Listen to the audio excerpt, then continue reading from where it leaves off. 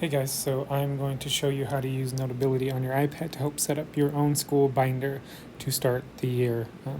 Hopefully you have some experience with this, but I'm going straight, like pretty basic, just to make sure you actually follow that. So if you already know how to do it, great, go for it. If not, no worries. First things first, on your homepage or on your iPad, you're going to click on Notability.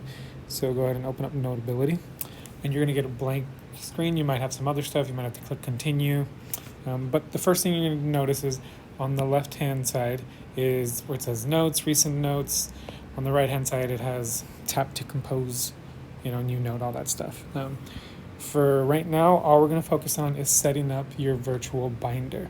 And so you're going to see a plus sign on the top left. And so what you're going to do is you're going to click on that plus sign, and there's subjects and dividers. And so your dividers are actually going to be your classes, and the subjects are going to be like folders within your class. So I'm going to walk you through it. And so here, the first thing you're going to do is you're going to make your first binder.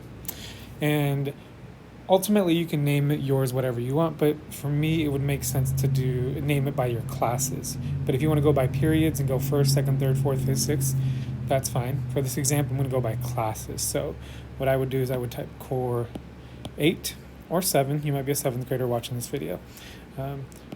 Dash ELA, and then click done.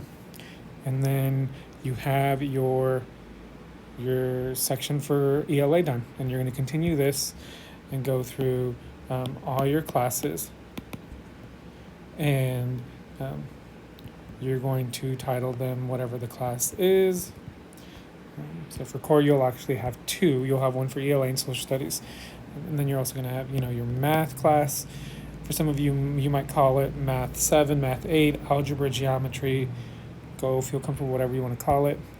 And then science as well. And then depending on what your electives are, you might want to call it whatever you want. For this example, I'm just going to put elective 1. I'm going to put mariachi.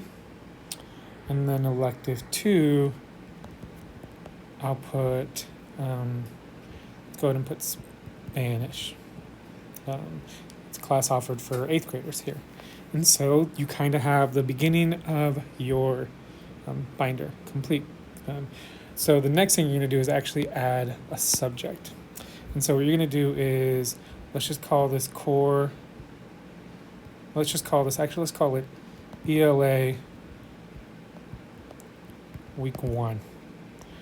And then once you do that, you're actually going to drag it underneath core. And then I would go ahead and do this for all your classes. So I'm going to put social studies 8 dash week 1. Eventually these are going to be units, and I'll walk you through on how to title these by unit, and even your math and science teachers might help you. And this is a way to be organized, especially because typically in an AVID class we would have binders, and we would have things to keep you organized, like have you do Cornell notes and all that stuff. 7th graders will walk you through what Cornell notes are, but really that's what it would look like. And so what will happen is, if you can see, when you do assignments and when you do take notes in class, you're going to notice, like for core 8 week 1, there's nothing here, but you're going to add a note. You can just simply add the pencil in the top right, and this allows you to create a note. You could note number 1.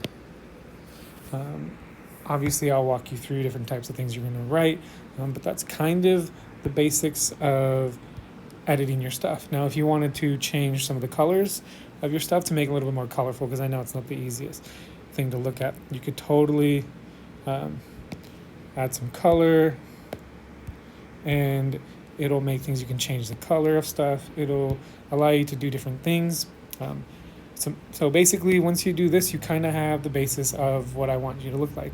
Now, you can also add some other stuff. You can change the color of your theme. If you want to go with a light, a dark blue. If you want to make it a little bit more colorful, you'll click on the colorful subjects.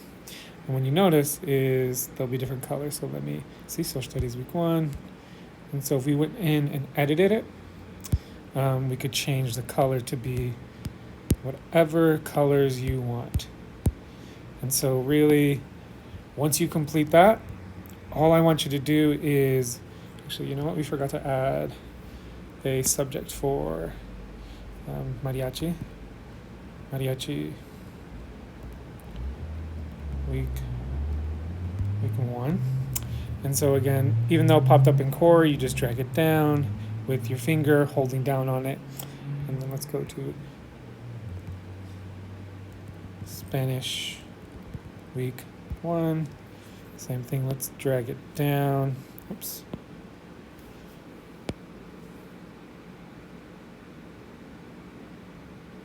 There we go.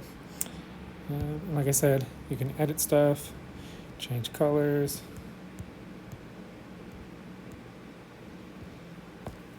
And so once you've completed that, you've completed your first assignment for Notability, and it's simply just creating your online binder.